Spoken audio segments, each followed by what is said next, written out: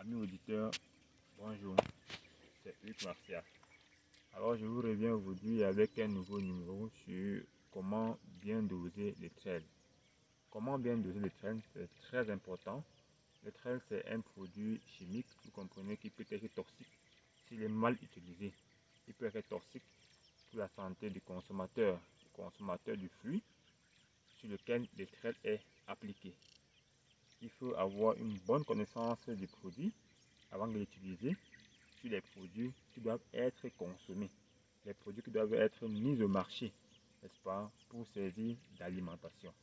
Alors, suivez-moi, je vais vous montrer comment doser le trail. Alors amis internautes, je vous montre alors comment, je vous explique ici, comment bien doser les trails. Initialement sur le marché, vous choisissez, sans publicité bien sûr, les trails. Ça c'est une bouteille qui contient les trails. Quand je prends le trait sur le marché, je regarde d'abord sa date de péremption. Quand je regarde bien celui que j'ai sous la main, je me rends compte qu'il est fabrication le 28 avril 2022 et il périme le 28 avril 2025. Donc nous sommes en 2023, ça veut dire que mon produit est encore valable. Je peux l'utiliser pour faire le traitement dans mon champ. Alors, comment le doser? Le trait d'eau s'utilise avec de l'eau, initialement de l'eau, de deux également, le produit l'étrel. L'étrel, en fait, la matière active utilisée ici, c'est l'étifon. Il contient donc l'éthylène qui est appliqué sur le fruit en ajout avec l'éthylène naturel que le fruit sécrète. L'ensemble des deux donc qui agit rapidement sur la décoloration du fruit. Je rappelle que je vais doser l'étrel ici, comme indiqué. Il est indiqué ici dosé à 70 ml pour un pulvérisateur de 15 litres. Alors, je me rends compte que nous sommes en saison pluvieuse parce que la dose également, l'action de l'étrel varie en fonction des périodes de l'année. Quand nous sommes en saison sèche, alors vous vous rendez compte que la réussite est plus facile, plus évidente. Pour des raisons dont je vous expliquerai dans une autre vidéo. Et quand nous sommes en saison pluvieuse, si vous appliquez et que la plante, le fruit est mouillé, il est possible que l'eau qui est sur le fruit, ajoutée à celui de l'étrel, soit diluée. La concentration de l'étrel, cette fois-là, baisse. C'est pourquoi alors il faut parfois augmenter les légères doses pour se rassurer que le produit adhère bien sur le fruit. En même temps aussi, en saison pluvieuse, une des contraintes également, c'est que si vous appliquez l'étrel et quelques temps après, il pleut, vous êtes obligé de réappliquer, de faire une seconde application. N'est-ce pas? Parce que quand il pleut, si le temps est un temps de 2 heures ou 3 heures n'est pas observé entre l'application, le début d'application et la fin, alors avant l'arrivée des pluies, mais de la pluie dans la même journée, il est possible que votre étrel n'agisse pas bien, n'adhère pas bien sur le fruit. Alors je vous l'envoie comme ça faire le dosage. Voilà, ça c'est mon pulvérisateur de 15 litres bien sûr. Ça là, c'est la boîte de trail. Ça, c'est la lance. Une lance appropriée et adaptée pour l'application des trails. Nous avons également notre lance ici, qui est lance très souvent observée sur le marché. Celui-ci là, il n'est pas adapté. Il n'est pas adapté parce qu'il fait beaucoup plus souffrir l'opérateur. Il est tellement lent. Et il faut l'application des trails, c'est une activité de précision. C'est une activité de précision, je précise très bien.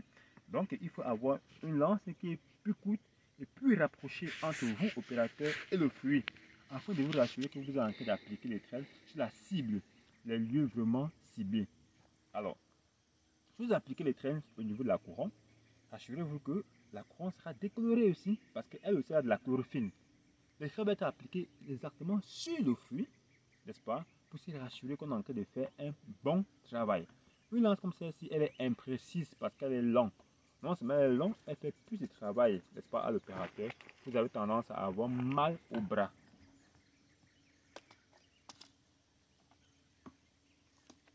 Pourtant, avec celle-ci, j'ai une application de précision et mon travail est superbe.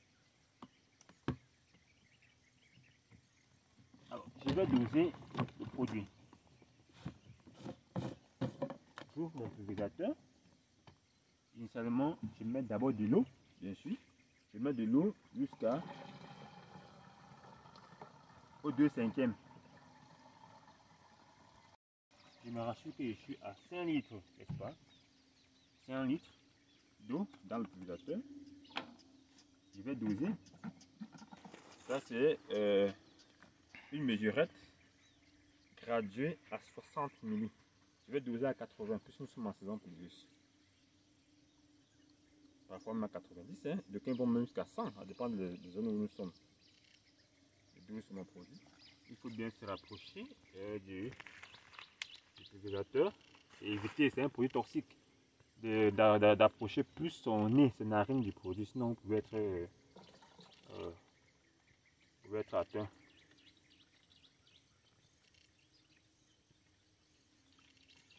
Alors, une fois dosé, je referme, n'est-ce pas, le produit. Je dépose, je ferme mon pulvérisateur. Je secoue le mélange pour l'homogénéiser, pour me rassurer qu'il est bien mélangé avec de l'eau. Une fois c'est fait, j'ouvre mon pulvérisateur. Pardon. Et je complète de l'eau. Je complète avec de l'eau jusqu'au plein du pulvérisateur.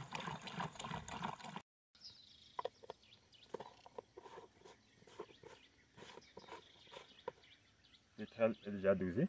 Ce qui reste à faire maintenant, c'est aller l'appliquer sur les plantes.